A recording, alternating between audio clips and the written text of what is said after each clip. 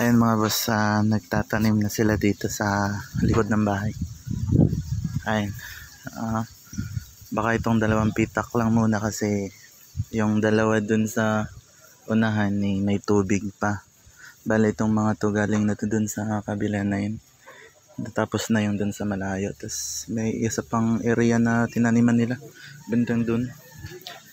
Tapos dito na sila dumiretso.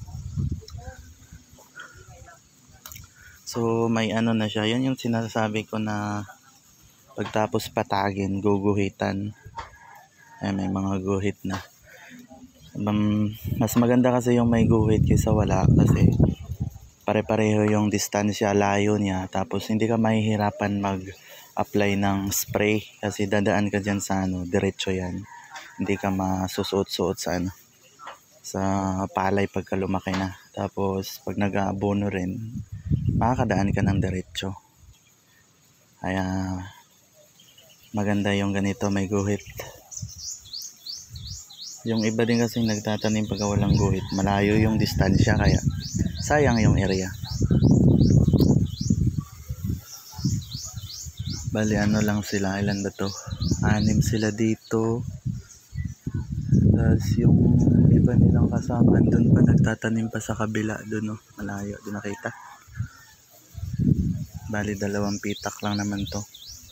Kasi yung dalawa doon na malalaki puno pa ng tubig. Kasi kahapon ito lahat dito lawa to kahapon kasi nag-ulan ng malakas kaya sobrang lalim ng tubig. Nahirap tayong makalabas dito sa bahay papuntang kalsada kasi walang madaanan. Ilog yung lahat ng palayan dito, kawawa nga. May isang pumunta dun sa malayo, nagpapabawas ng tubig. Ayan mo na mga boss.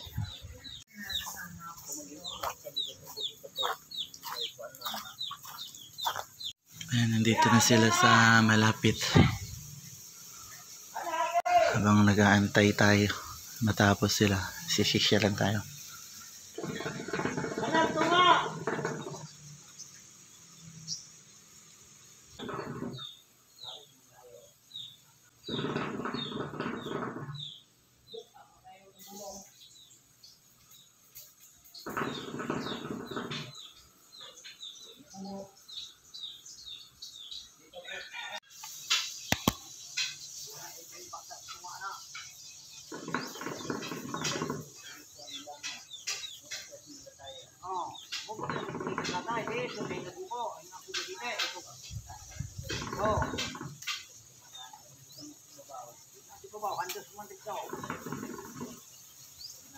Pagkasog lagi ite, ikot